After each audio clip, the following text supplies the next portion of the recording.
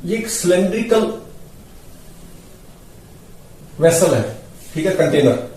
इसमें ना लिक्विड भरा है अप टू ब्रिम, जितनी इसकी हाइट है फुल भरा है, ठीक है।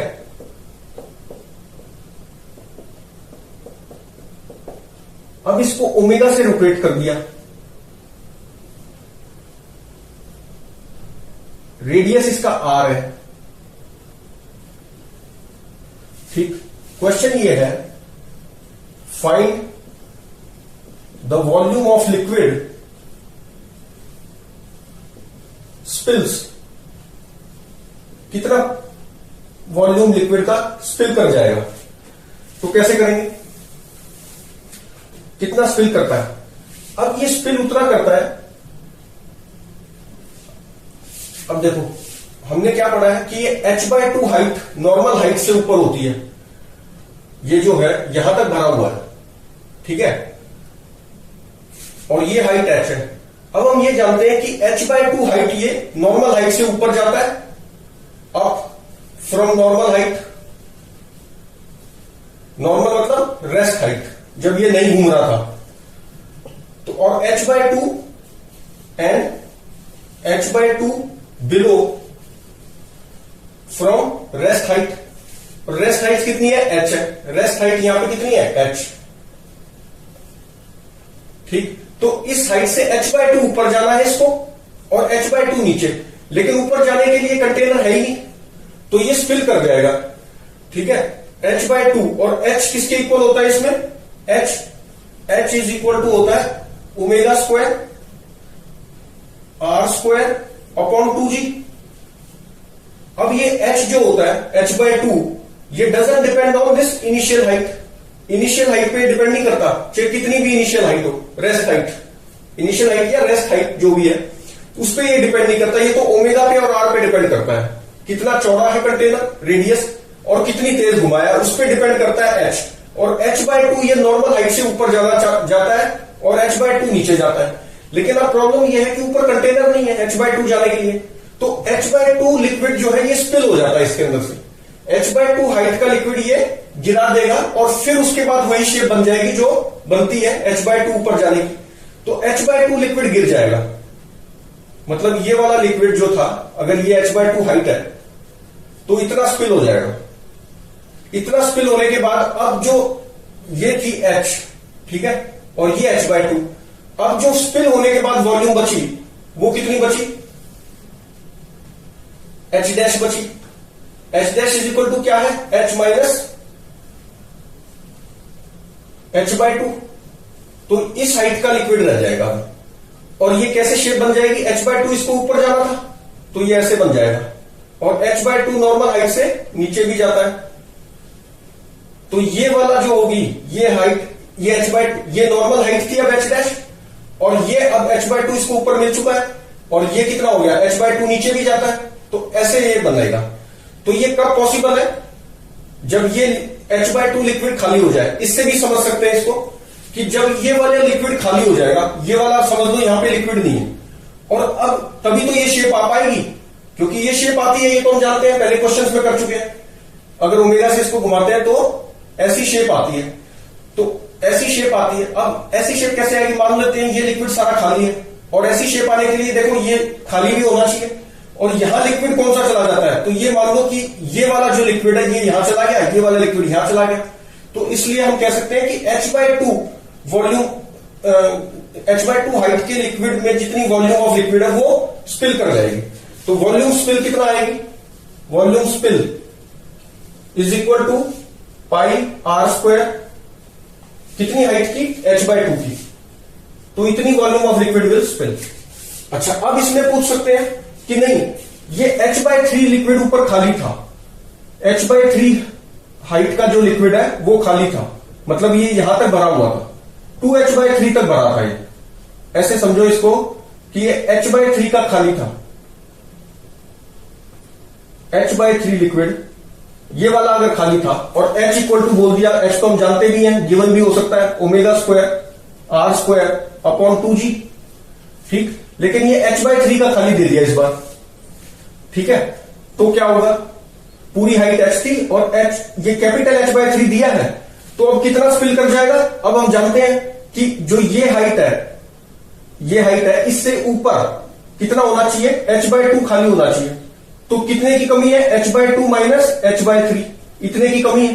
तो इतनी हाइट का वॉल्यूम लिक्विड जो है, लिक्विड की जो इतनी हाइट की लिक्विड की जो वॉल्यूम है वो स्पिल कर जाएगी। तो कितनी हाइट की स्पिल करेगी? h/2 माइनस h/3, h/3 तो है, तो जितने के डिफरेंस, जितने की कमी रहेगी h/2 होने में, उतने की हाइट की लिक्विड स्पिल कर जाएगा। तो कितने हाइट की लिक्विड स्पिल करेगी हम निकाल सकते हैं, 3h माइनस 2h h/6। तो वॉल्यूम ऑफ लिक्विड स्पिल कितना आ जाएगा? वॉल्यूम ऑफ लिक्विड स्पिल्स इस केस में कितना हो जाएगा? πr², और कितनी हाइट का? h/6 का, और h किसके इक्वल लिख देना? इसके। तो इसमें इतना स्पिल करेगा। जब ये फुल भरा हुआ था तो पूरा h/2 खाली होना था, कैपिटल h/2, ये ध्यान रखना। अच्छा, अगर इसमें बोल दें कि भाई ये h/3 था, h/3 लिक्विड है, कैपिटल H नहीं दिया, तो अब कितना फर्क होगा? फिर भी हम यही करेंगे। कैसे करेंगे? h/2 में से h/3 को निकाल दो। अब ये ऑब्वियसली थोड़ा सा कम होगा, और ज्यादा होगा तो फिर तो कोई दिक्कत ही नहीं है, फिर तो आराम से ये कर ही लेगा, फिर तो कोई स्पिल ही नहीं करेगा। अगर ये h/3 इस h/2 से ज्यादा हुआ तब तो स्पिल करेगा ही नहीं, और अगर कम हुआ तो जितना कम है उतना स्पिल कर जाएगा। तो ये इस तरह से हम इसको कर लेते हैं। अच्छा, और कैसे क्वेश्चन पूछे जाते हैं इसमें? और देखो क्या पूछे जाते हैं। अभी तो स्पिल वाले बता दिए कि एक तो पूरा भरा है तो h/2 हाइट का लिक्विड निकलना है, और पहले से थोड़ा खाली है लेकिन h/2 खाली नहीं है, तो जितने के डिफरेंस है उतना हाइट का लिक्विड स्पिल कर जाएगा। अच्छा, और कैसे पूछते हैं देखो।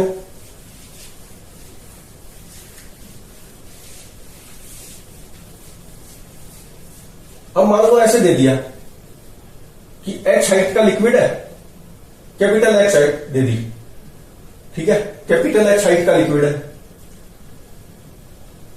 इसकी हाइट कितनी है? कैपिटल H दे दी, और लिक्विड भरा कितना हुआ है? 2/3h।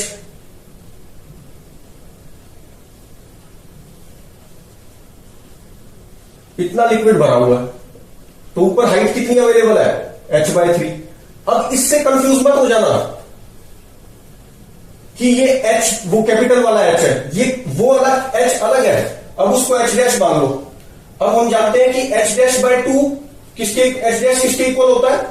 ω² r²/2g। ये कौन सा h' है? ये वाला h से कोई मतलब नहीं है कभी। इसको, इस h को ये समझ लो, ये h, ये इसमें कोई लेना देना, ये तो बिल्कुल इंटायरली डिफरेंट चीज है। This is height of container. और ये क्या चीज होती थी जिसको हम कैपिटल H से रिप्रेजेंट करते थे, अब h' से कर रहे हैं, क्योंकि इसने हाइट ऑफ कंटेनर h ले लिया, तो हम इसको रिप्रेजेंट कर रहे हैं h' से। इसका क्या मतलब होता था कि ये जो नॉर्मल हाइट होती थी लिक्विड की कंटेनर में, उससे h/2 ऊपर जाता है। तो अब h ये दे रखा है तो हमने h' मान लिया इसको। तो इससे कितना ऊपर जाएगा? ये h'/2, और h' कितना है? ये है। तो h'/2 ऊपर जाएगा, h'/2 नीचे जाएगा, तब वो शेप बनती है ऐसे। तो ये हम जानते हैं। अब इसमें पूछ लिया कि मैक्सिमम क्वेश्चन है, find ω_max so that liquid doesn't spill. मतलब कोई भी लिक्विड गिरेगा इस कंडीशन में है तो मैक्सिमम ω_max कितनी दे सकता हूं मैं, मतलब ω_max कितनी हो सकती है? So that no liquid spills, so that liquid does not spills. ठीक है, मैक्सिमम कितनी ओमेगा दो कि ये लिक्विड स्पिल ना करे, मतलब निकले ना, कंटेनर से बाहर ना जाए। तो अब ये देखो, अब h' पे डिपेंड करता है इसको। तो ये जो h' है ये इस नॉर्मल जो हाइट ऑफ लिक्विड है उससे h'/2 ऊपर जाना है, और जितनी ओमेगा होगी उस हिसाब से जाएगा, क्योंकि h'/2 ये इक्वल टू h'/2 ऊपर जाना है, मतलब ω²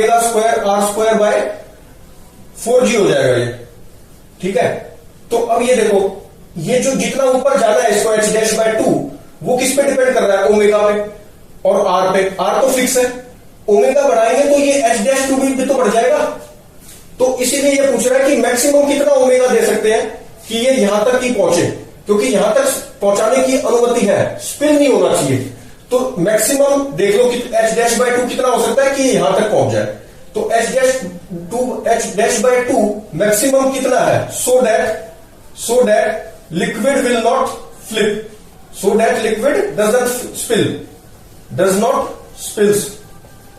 तो ये मैक्सिमम कितना होगा, अगर ये मैक्सिमम ले रहा हूं, ये मैक्सिमम लूंगा, अगर मैं, मुझे ये मैक्सिमम चाहिए, तो ये भी मैक्सिमम हो जाएगा।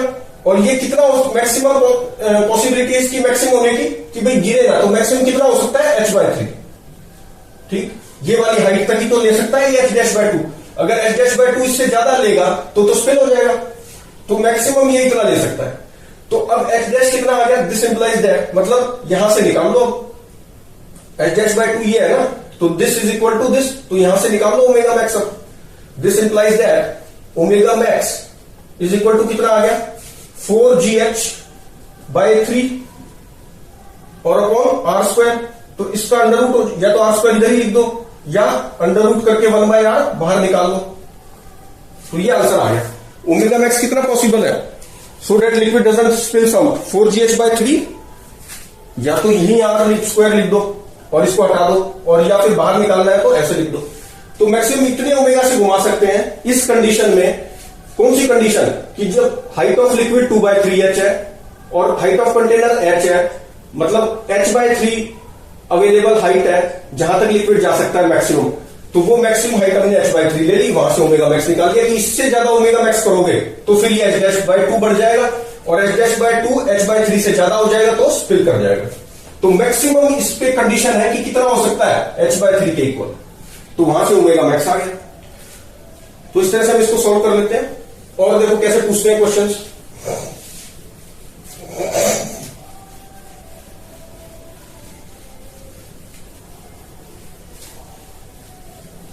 अब कुछ बोल दिया कि भाई h हाइट तक लिक्विड था, रेडियस r है, h हाइट तक लिक्विड था। क्वेश्चन बोल दिया कि find omega so that we can see the bottom of cylinder। ठीक है, ये कितने ओमेगा से घुमाए, ये ओमेगा बताना है, so that we can see the bottom. अब बॉटम का भी, अब हम एक चीज जानते हैं फिर से कि जो भी रेस्ट हाइट होती है लिक्विड की, अब इसमें ऊपर की हाइट नहीं दे रखी कंटेनर की कितनी है, इसका मतलब हम ये मान के चल रहे हैं कि सफिशिएंट है इस काम के लिए कि ये स्पिल नहीं करेगा। ठीक है, जब कुछ नहीं गिवन होती तो हम मान लेते हैं कि water will not spill, sufficient height is available for that omega. कौन सी ओमेगा, कि हमें ये दिख जाए उस ओमेगा पर भी ये स्पिल नहीं कर रहा होगा, इसलिए हाइट नहीं दी ऊपर कंटेनर की। अच्छा, तो ये कब दिखता है, अब हम जानते हैं कि रेस्ट हाइट से, जो रेस्ट हाइट h होती है उससे h/2 ये नीचे जाता है लिक्विड, और h/2 से ऊपर जाता है, ये हमें पता है। तो अब ये दिखने के लिए मुझे h/2 नीचे जाना पड़ेगा, तो h/2 किसके इक्वल होना चाहिए, h के, सिंपल। तो h कितना होना चाहिए, सॉरी h कितना होना चाहिए फिर 2h के बराबर, और h की वैल्यू हम जानते ही हैं कितनी है, ओमेगा² r²/2g। तो यहां से हम ओमेगा निकाल लेंगे। This implies that omega is equal to 4gh upon r², 4gh upon r² का अंडर रूट। तो इस ओमेगा पे हम बॉटम देख पाएंगे। अगर मैं बोलूं कि नहीं बॉटम नहीं, मुझे h/3 डेप्थ पे देखना है, मतलब h/3 पे देखना है मुझे, तो ये h/3 हो गया, यहां पर देखना है, तो h/2 को कितना ले लोगे फिर, h/3 ले लो, और दिस इंप्लाइज दैट h कितना हो गया 2h/3, और h की वैल्यू कितनी होती है, ओमेगा² r²/2g। तो यहां से क्या करोगे, ओमेगा निकाल लो, तो ये कितना आ जाएगा 4gh/3 ओमेगा, ये बन जाएगा। यहां पे क्या 3 और आ जाएगा, यहां पे क्या बन जाएगा, ओमेगा 4gh/3 अपॉन r² और इसका अंडर रूट। तो अगर h/3 वाला पॉइंट देखना है नीचे, तो हमें कितनी ओमेगा देनी पड़ेगी, इतनी। तो इस तरह से हम किसी भी पॉइंट को देख सकते हैं, उसको h/2, जो भी पॉइंट देखना है उस डेप्थ को h/2 पुट कर दो, और h कितना है, h इज दिस।